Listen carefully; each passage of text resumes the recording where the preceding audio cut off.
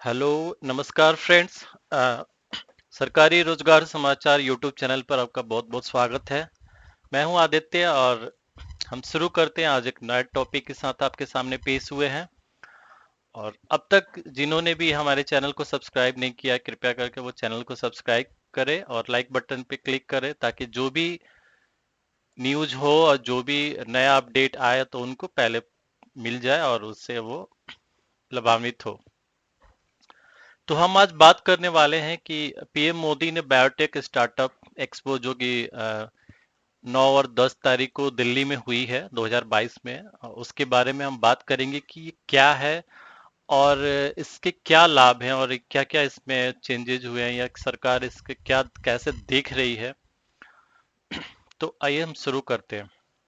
प्रधानमंत्री नरेंद्र मोदी जो हैं वो 9 जून को दिल्ली में बायोटेक स्टार्टअप एक्सपो 2022 का उद्घाटन किया उन्होंने।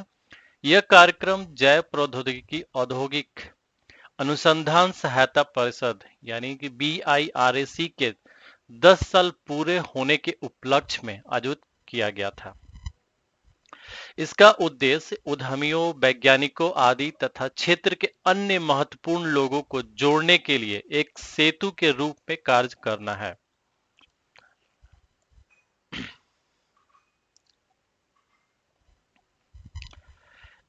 इसका जो थीम था, एक्सपो का जो थीम था, वो था आत्मनिर्भर भारत की ओर। यानी कि आज हम देख रहे हैं कि भारत पूरे दुनिया में अपना जो अस्तित्व है या अपनी पहचान है वो बना चुका है, और उसको अब किसी भी पहचान की जरूरत नहीं है। यानी कि अपने आत्मनिर्भर है हर चीज में, चाहे वो टेक्नोलॉजी हो, चाहे वो मेडिकल फील्ड हो, चाहे वो इंजीनियरिंग हो, चाहे वो साइंटिस्ट हो, या जो भी फील्ड में हो, हम अग्रसर हैं और आगे बढ़ते जा रहे हैं। तो इस जो भी ये स्टार्टअप था, ये बायोटेक जैव अर्थव्यवस्था के तहत इसका जो मुख्य बिंदु था, इसके बारे में हम थोड़ा जानने की कोशिश करते हैं कि इसका जो आयोजन है वो 9 से 10 जून, जैसे कि मैंने पहले ही बताया था कि 9 या 10 जून को प्रगति मैदान नई दिल्ली में किया गया था, जिसमें 750 बायोटेक उत्पादों के ई पोर्टल का शुभारंभ किया गया। इसमें स्टार्टअप पिचिंग सत्र का आयोजन भी किया गया था। बिजनेस टू बिजनेस मीटिंग भी संपन्न हुई थी,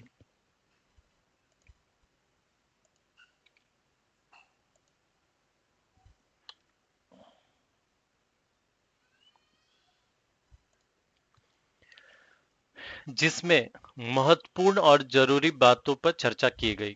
निवेशकों तथा निर्माताओं आदि के साथ स्टार्टअप पर चर्चा की गई थी। जैव अर्थव्यवस्था के विकास का जो पैनल है उस पे भी चर्चा किया गया। बायोटेक स्टार्टअप जो एक्सपो था 2022 का, उसमें पिछले 8 वर्षों में भारत की जैव अर्थव्यवस्था यानी इकोनॉमी में 8 गुना बढ़कर 80 बिलियन डॉलर हो गई है। बायोटेक स्टार्टअप एक्सपो में प्रधानमंत्री ने ये बात कही। प्रधानमंत्री नरेंद्र मोदी ने कहा कि बायोटेक स्टार्टअप एक्सपो का उद्घाटन करते हुए उन्होंने कहा कि भारत की 80 अरब डॉलर की जैव अर्थव्यवस्था हो चुकी है। उन्होंने BIRAC यानी कि biotechnology industrial research assistant council के बारे में भी कुछ जानकारियां दी। इसकी स्थापना 20 मार्च 2012 को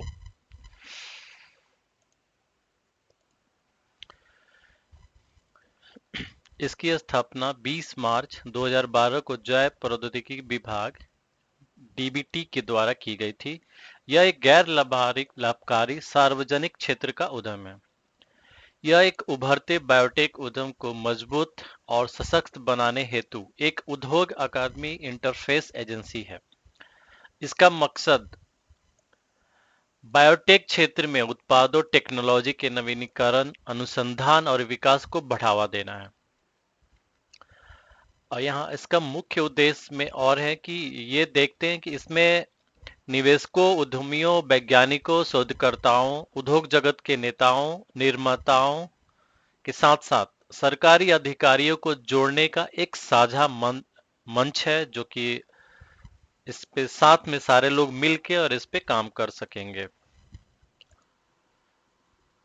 प्रधानमंत्री मोदी ने जैव प्रौद्योगिकी विभाग द्वारा उद्योग अनुसंधान सहायता परिषद के 10 साल पूरे होने का जश्न मनाने के लिए आयोजित बायोटेक स्टार्टअप एक्सपो 2022 में उन्होंने कहा और एजेंसियों द्वारा समर्थित 75 सफल स्टार्टअप का प्रदर्शन किया। उन्होंने 750 बायोटेक उत्पादों का ई पोर्टल भी लॉन्च किया। इसमें केंद्रीय मंत्री पीयूष गोयल,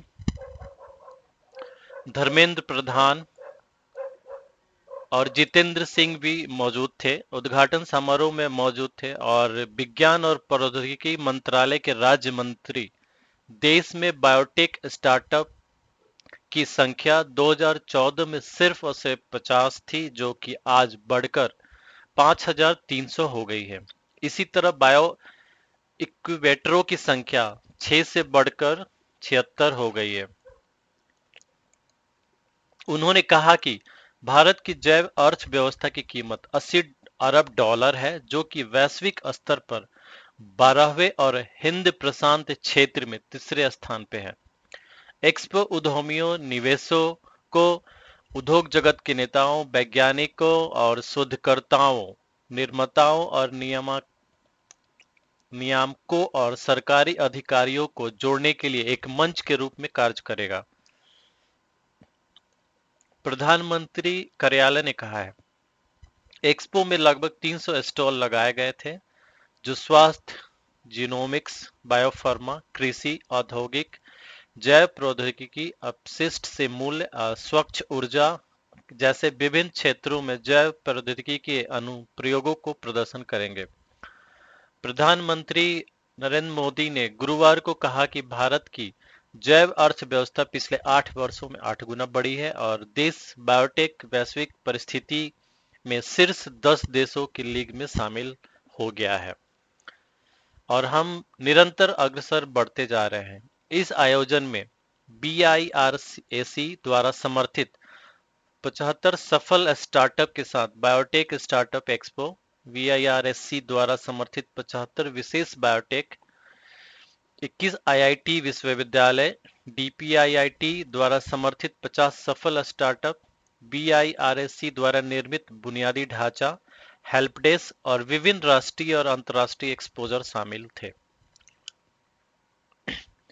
जैव प्रौद्योगिकी क्षेत्र में हर साल 14वें स्टार्टअप और पिछले वर्ष में ही 1100 से अधिक ऐसे बायोटेक स्टार्टअप सामने आए हैं। बायोटेक सेक्टर में निवेशकों की संख्या 9 गुना बढ़ी है और उसके लिए फंडिंग 7 गुना बढ़ी है। बायोटेक इक्विवेटरों की संख्या 2014 में सिर्फ 6 से बढ़कर अब 75 हो गई है। बायोटेक उत्पाद आज 10 से बढ़कर 700 से अधिक हो गए हैं।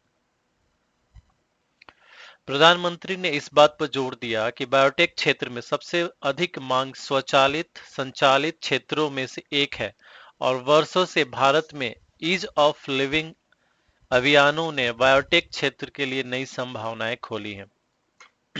उन्होंने आगे कहा कि स्वास्थ्य, कृषि, ऊर्जा, प्राकृतिक खेती, बायो फोर्टिफाइड बीजों का विकास बायोटेक क्षेत्र के लिए नए रास्ते बना रहे हैं।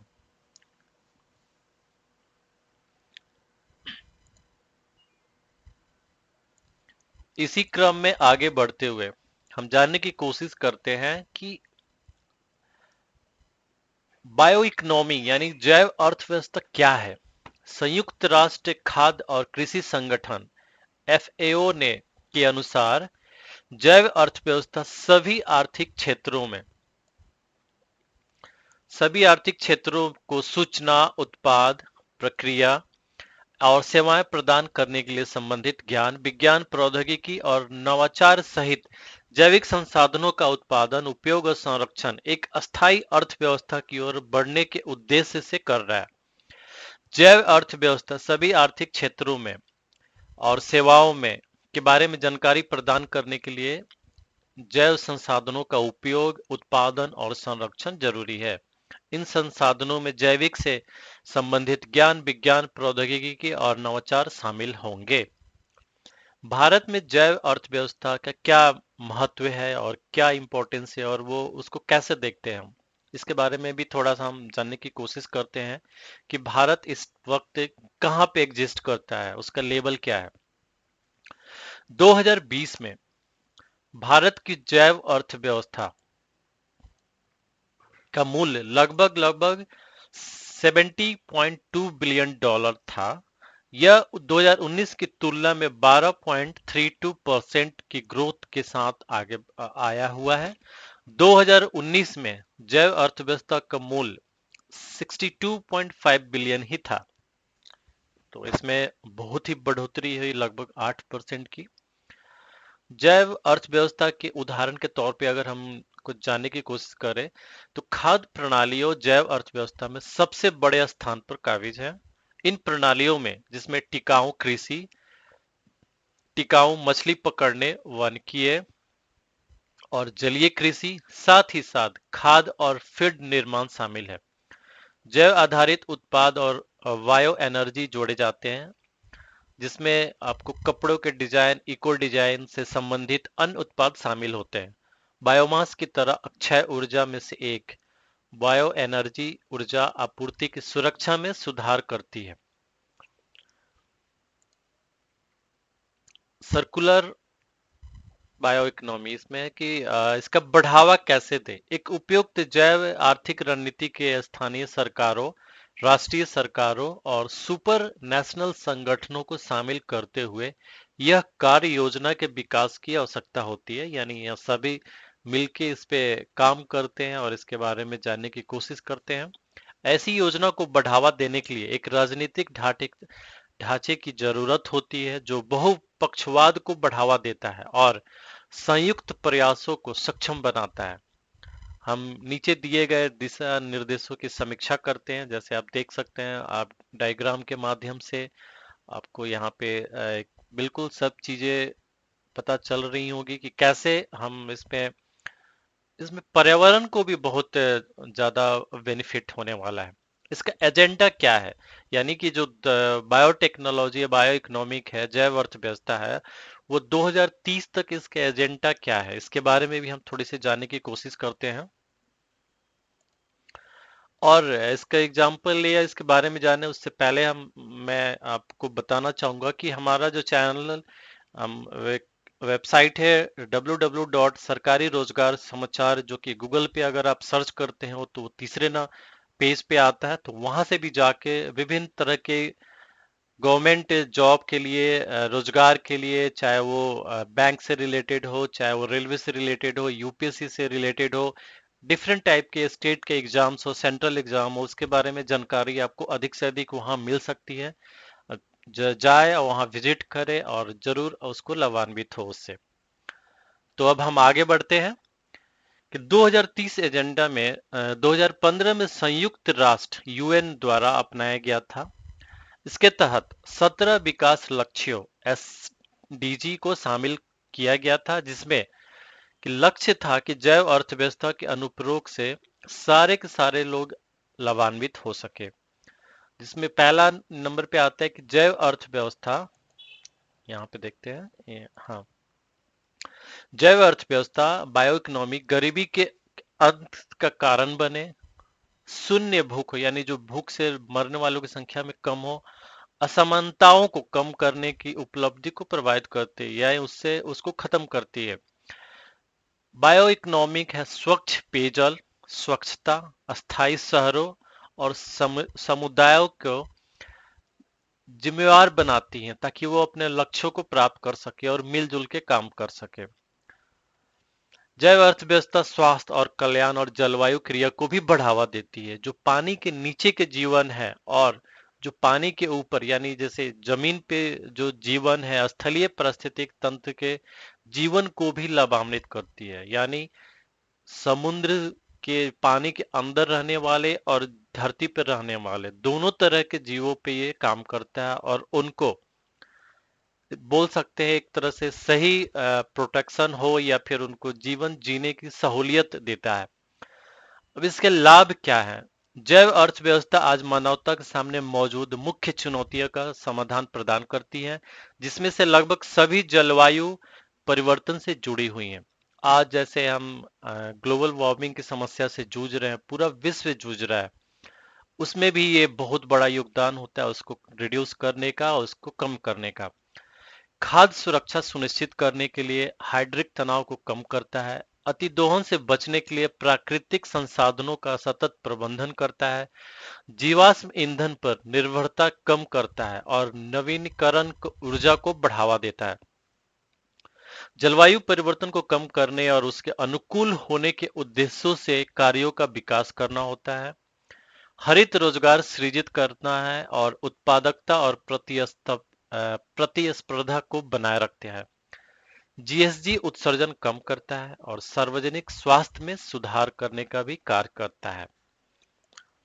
तो ये थे हमारे बायोटेक्नोलॉजी के जो भी आपके बारे में इंफॉर्मेशन मिली, और इसको सारे के सारे लगभग लगभग सारे न्यूज चैनल और पेपर में इसकी प्रमुखता से इसको दिखाया गया। इसका न्यूज है, द टाइम्स ऑफ इंडिया हो गया, द हिंदू हो गए, इस टाइप से आप द हिंदुस्तान टाइम्स हो गया, ये प्रमुखता से इस पे न्यूज आप देख सकते हैं पूरा कैसे इसको दिखाया गया है। बस, तो आज के लिए इतना ही। आई होप आप सबको ये जानकारी पसंद आई होगी। अगर अगर कुछ मिस हो गया हो तो आप इसको चाहे हमारे चैनल से रिवाइंड करके भी, बैक करके भी आप देख सकते हैं, और कुछ पॉइंट नोट करने लायक हो तो जरूर नोट करें और नोट्स जरूर बनाएं। तो आज के लिए इतना ही। और तो कृपया हमारे चैनल को सब्सक्राइब करें और बेल आइकन को दबाएं ताकि जो भी नोटिफिकेशन हो आपके पास जल्दी से जल्दी पहुंचे। तो आप लोगों के कमेंट्स का हमें बेसब्री से इंतजार रहेगा, और आप लोगों के प्यार और सहयोग के लिए बहुत बहुत धन्यवाद। Thank you so much. Wish you well.